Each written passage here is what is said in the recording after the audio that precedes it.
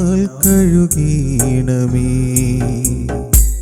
ഈശോമിശിഹായിൽ ഏറ്റവും സ്നേഹം നിറഞ്ഞ വൈദികരെ, പ്രിയമുള്ള സിസ്റ്റേഴ്സ്, പ്രിയമുള്ള മാതാപിതാക്കന്മാരെ, സഹോദരി സഹോദരന്മാരെ, കുഞ്ഞുമക്കളെ, വലിയ നോമ്പിന്റെ 18ാമത്തെ ദിനത്തിലേക്ക് നാം പ്രവേശിച്ചിരിക്കുകയാണ്. ഇന്നേ ദിവസം നമ്മുടെ വിചിന്തനത്തിനായിട്ട് നൽകിയിരിക്കുന്ന തിരുവചന ഭാഗം വിശുദ്ധ മത്തായിയുടെ സുവിശേഷം 7-ാം അധ്യായം 21 മുതൽ 28 വരെയുള്ള വാക്യങ്ങളാണ്. ഈ തിരുവചന ഭാഗത്തേക്ക് നോക്കുമ്പോൾ നമ്മൾ കണ്ടുമുട്ടുകയാണ് യഥാർത്ഥ ശിഷ്യൻ ആരാണെന്ന് ഈശോനാഥൻ വളരെ ശക്തമായി തന്റെ ശിഷ്യന്മാരെ പഠിപ്പിക്കുകയാണ്. ഈശോ പറയുകയാണ്, കർത്താവേ കർത്താവേ എന്ന് എന്നോട് വിളിച്ചപേക്ഷിക്കുന്നവനല്ല, മറിച്ച് എന്റെ സ്വർഗസ്ഥനായ പിതാവിന്റെ ഇഷ്ടം നിറവേറ്റുന്നവനാണ് സ്വർഗരാജ്യത്തിൽ പ്രവേശിക്കുക. വെറുതെ പ്രാർത്ഥന കൊണ്ട് മാത്രം ജീവിതത്തില് ധന്യത നേടാമെന്ന് നാം വിശ്വസിക്കരുത്. പ്രാർത്ഥനയും പ്രവർത്തനവും ഒരു നാണയത്തിന്റെ ഇരുവശങ്ങളായി തീരുമ്പോഴാണ് ക്രിസ്തീയ ജീവിതം ധന്യതയിൽ എത്തുന്നത്. വിശുദ്ധരുടെ ജീവിതത്തിലേക്ക് നമ്മൾ കണ്ണോടിക്കുമ്പോൾ നമ്മൾ കണ്ടുമുട്ടുകയാണ് വിശുദ്ധര് ശക്തമായ പ്രാർത്ഥനയും ശക്തമായ ദൈവിക പ്രവർത്തനങ്ങളും അവര് മനുഷ്യരുടെ ഇടയിൽ ദൈവരാജ്യ സ്ഥാപനത്തിന് വേണ്ടിയിട്ട് കാഴ്ചവെക്കുകയാണ്. നമ്മുടെ ജീവിതത്തിൽ നമ്മളൊന്ന് ചിന്തിച്ചു നോക്കണം, എത്രമാത്രം ജീവകാരുണ്യ പ്രവർത്തനങ്ങൾ ചെയ്യുവാനായിട്ട് ജീവിതത്തിൽ ഈ നോമ്പ് കാലഘട്ടത്തിൽ നമുക്ക് സാധ്യമാകുന്നുണ്ട്. പ്രിയമുള്ളവരെ, നമുക്ക് ഒരു നോമ്പ് കാലഘട്ടത്തിലൂടെ താപ വഴിയിലൂടെ കടന്നു പോവുകയാണ്.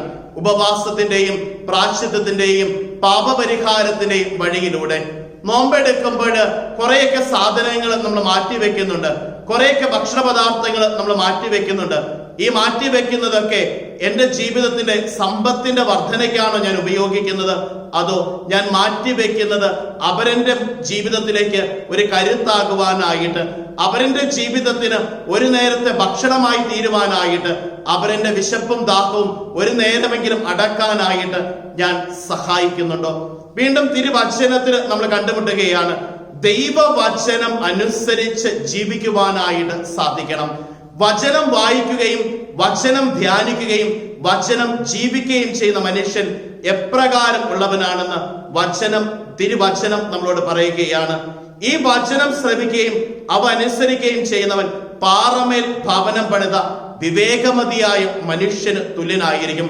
മഴ പെയ്തു, വെള്ളപ്പൊക്കമുണ്ടായി, കാറ്റൂതി, അത് ഭവനത്തിന്മേൽ ആഞ്ഞടിച്ചു, എങ്കിലും അത് വീണില്ല. വചനം അനുസരിച്ച് ജീവിക്കുന്നതിന്റെ ജീവിതത്തിൽ പ്രയാസങ്ങളുണ്ടാകാം, രോഗങ്ങളുണ്ടാകാം, സഹനങ്ങളുണ്ടാകാം, ദാരിദ്ര്യമുണ്ടാകാം. എന്തു തന്നെ അവന്റെ മേൽ ഉണ്ടായാലും അവൻ പിടിച്ചു നിൽക്കുന്ന വ്യക്തിയാക്കി ദൈവം അവനെ മാറ്റും. കാരണം അവന്റെ ശക്തി മനുഷ്യരിലല്ല, മറിച്ച് ദൈവത്തിലാണ്.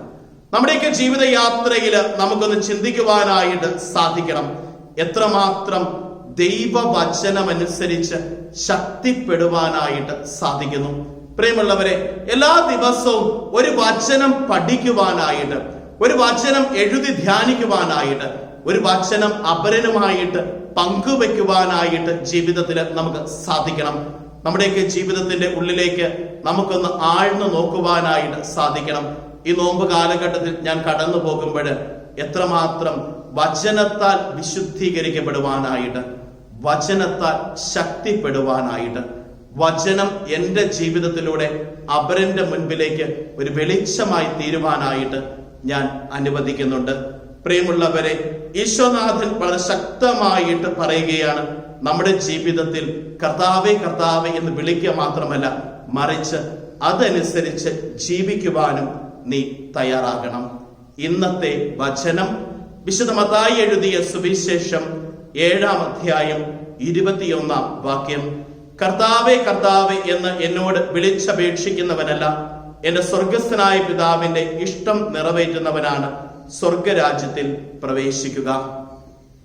നമ്മുടെ കർത്താവ് ഈശോ മിശിഹായുടെ കൃപയും പിതാവായ ദൈവത്തിന്റെ സ്നേഹവും പരിശുദ്ധാത്മാവിന്റെ സഹവാസവും നാം എല്ലാവരോടും കൂടെ ഉണ്ടായിരിക്കട്ടെ, ഇപ്പോഴും എപ്പോഴും എന്നേക്കും. ആമേൻ. ഈശോ മിശിഹായിൽ ഏറ്റവും സ്നേഹം നിറഞ്ഞവരെ, ഇന്നേ ദിവസം ദൈവാനുഗ്രഹത്തിന്റെ ഒരു ദിനമായിട്ട് എല്ലാവരുടെയും ജീവിതത്തിൽ ഭവിക്കട്ടെ എന്ന് പ്രാർത്ഥിക്കുകയും ആശംസിക്കുകയും ചെയ്യുന്നു. ആമേൻ.